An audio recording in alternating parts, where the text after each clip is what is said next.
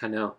So we just decided we were going to do a video on Wheel of Time reactions. I'm Blake. I'm Jamie. And we're Blamey. I guess so. So it's kind of a heavy thing to try and react to the finale of Wheel of Time because you're also reacting, I guess, to the whole first season here.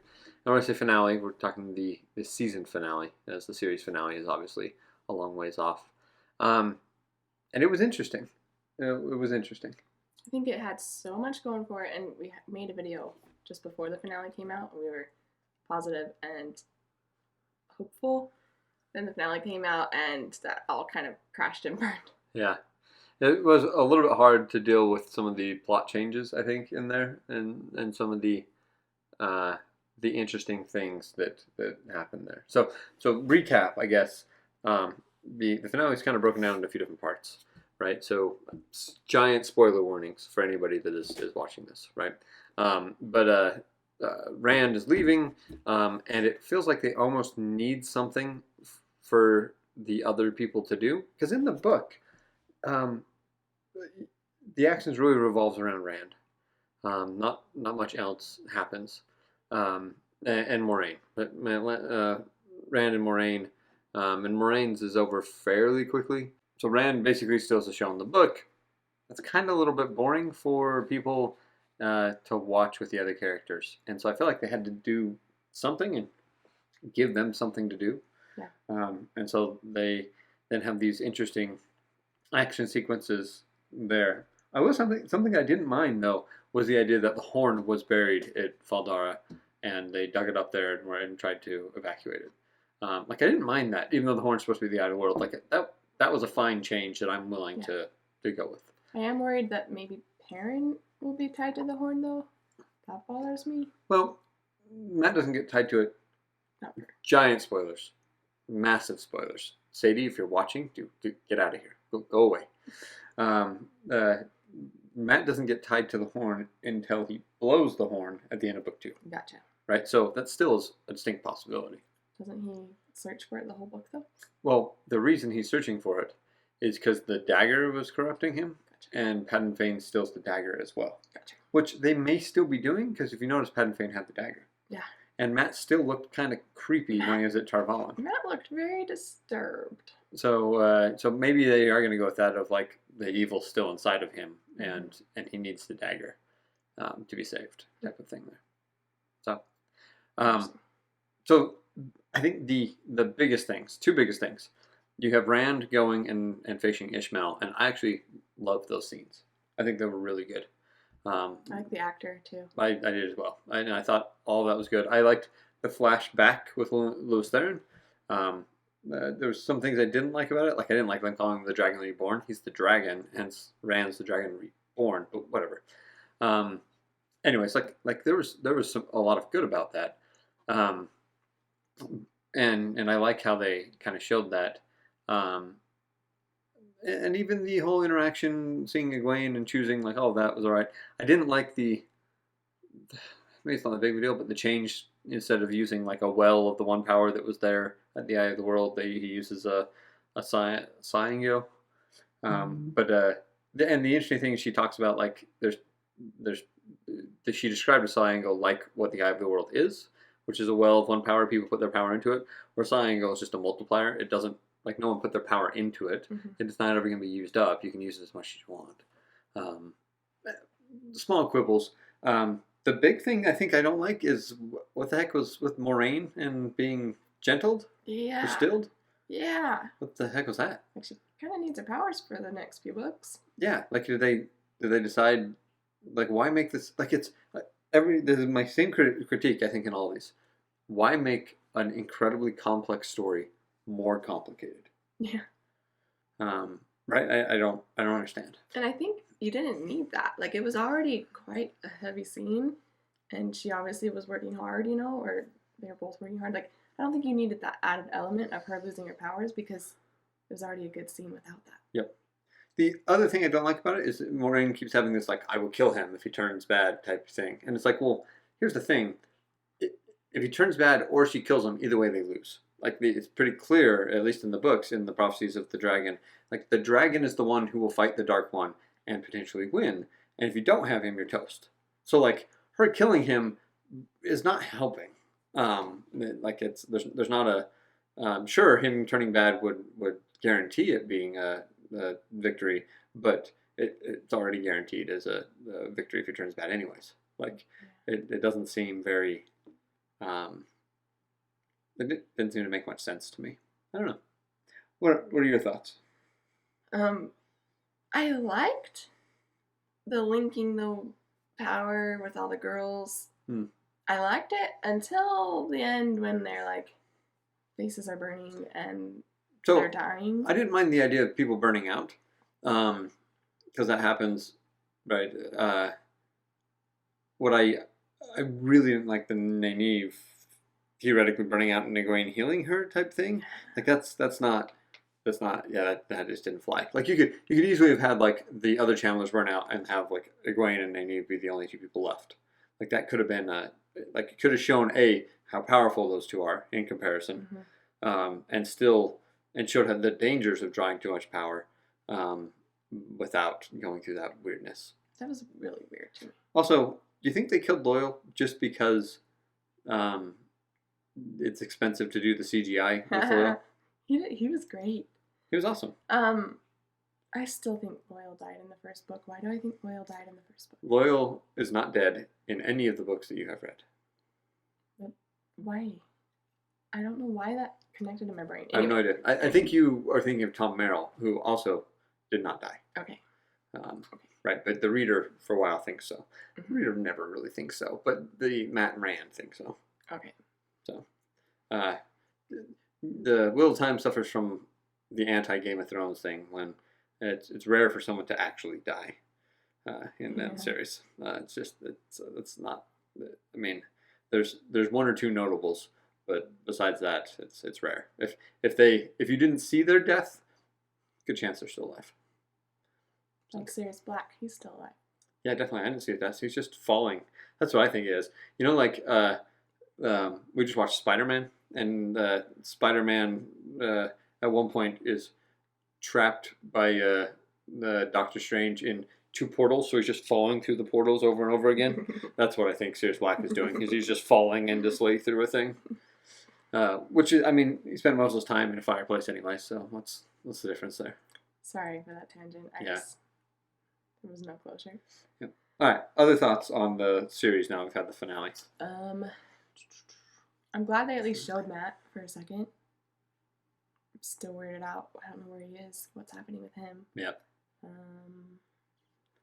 Min is very much a favorite character. In the books or in the... Both. Oh, both. She's doing awesome. And so it was like good to see her one last time. She's leaving the city. Gosh. What things you're looking forward to in season 2, seeing? More characters. Like who? Like Elaine. And when do you meet Evianta? You're gonna need it at the end of book 3, so end of book 4. Never mind. Not next season. Yep. Speaking of the Aiel, I think they did excellent. In fact, some of the best scenes I think throughout the entire thing have been the flashbacks. I think those have been some of the best scenes in the series so far. I like the Luz Theron actor. I do too. Sorry, that was random. No. Also, the Seanchin at the end. Yeah. What? Yeah. It's fun. They look awesome. Yeah, they do, and it shows they use the one power, and that poor little girl. Chains and stuff. Yep. Yeah. But clearly shows that they will be kind of the next kind of bad guy there, which is interesting because I keep waiting for the Forsaken to be the bad guys that pop up. And they don't. They're at the end of book 1, so you just met a Forsaken. The Forsaken was just killed, kind of. And so it'll be interesting to see what that looks like later. But I can see, if I'm organizing things in my head for the series, I can see this idea of like, okay, first there's going to be the first kind of plot thing is who is the dragon, right? And then we get to that point, and then you have Rand fight, and then you realize like, oh, that wasn't the last battle, that was the first. Like, he's still got to do his thing. The second thing could be more the I always call it Seachan. I don't know how to pronounce it. Seanchin's how I say Seanchin? it. I don't know. Anyways, so you have that group that I think is probably going to be the eventual bad guy. That and Padden Fane, right? Padden Fane steals the horn, and you get them those I think are going to be the bad guys It's weird at that though. point. There's so many bad guys. Like the White Cloaks are bad guys. Yeah, The that's one of the Dark hard Friends things. are bad guys. Like Yep, that's one of the hard things with the changes they made is the White Cloaks aren't bad guys in the book. They're just different. They don't like the one power, but they still are very much against the all the Dark Friends and all those type of things. And so I don't know there is the Two Rivers stuff later with the White Cloaks, but they kind of help at a certain point too. There in the Perrin's story, it is interesting, but they're far less evil than they've been made. Like they were made out to these big bad guys, um, kind of because I think season one lacks bad guy, right? Kinda, Like yeah. it just does. So season two, they just set up the bad guy. I bet you don't get the Forsakens really introduced until season three, season four, season five. I bet those are kind of the Forsaken end up being those bad guys there to help you, and I bet you learn more about them as it goes along, and then you get more of those understandings of who they are and their relationships. One last quibble that I really disliked with the Lewis Theron thing is it made it sound like Lewis Theron was going to do this thing by himself, and that is what happens, but it made it sound like the world was great, and he just was doing this out of, I don't know, greed or more power or arrogance, maybe.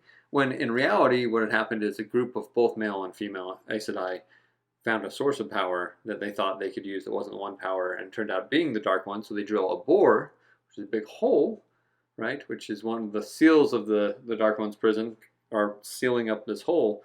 And there's this big war going on, and it's been going on for quite a while. And so Lewis Theron, as kind of a last-ditch effort, goes and seals the bore. And so, yes, the female Aes Sedai didn't come and help, and that is bad, and you saw that whole conversation, but it was it wasn't like he was just doing it out of greed. It was a Hail Mary in a lot of ways that he did. Last resort. Yes. So the other thing that I don't understand that is just way too Wheel of Time lore-ish here, but she refers to him as the Dragon Reborn, which he was known as the Dragon, so it would have been there. He refers to her as the Tamerlane seat, right? Like the Amyrlin seat, but it's with a T, Tamerlane seat. But Lewis Theron was the Tamerlane seat. He was the person in charge of the, it wasn't the White Tower at the time, but the Aes Sedai together. Anyways, so that was an interesting thing there. I did not catch any of that. Yeah, don't worry. It's very, very Wheel of Time nerdish here. So, any parting thoughts? I don't know. I can't remember anything else. Yeah. I noticed on IMDb that the finale got about a 6 out of 10 reviews, when all the rest of them have been between 8 and 9s. Interesting. So very clearly, it just didn't resonate with people as much. I think it tried to do a little too much, but it's interesting. The Fall Dara Trollocs attacking, all this stuff happens, but it's Rand that wipes them out with the one power, which is more interesting in that regard. That is. So I feel like you kind of you don't see Rand's power. Yep, and I think maybe they're trying to hold that back to understand. Okay. But that was one of the cool things that is missed there. Is you see Rand fight one person one-on-one, but don't necessarily understand what that means. Compared to it's a different thing if you fight somebody and then takes out this army.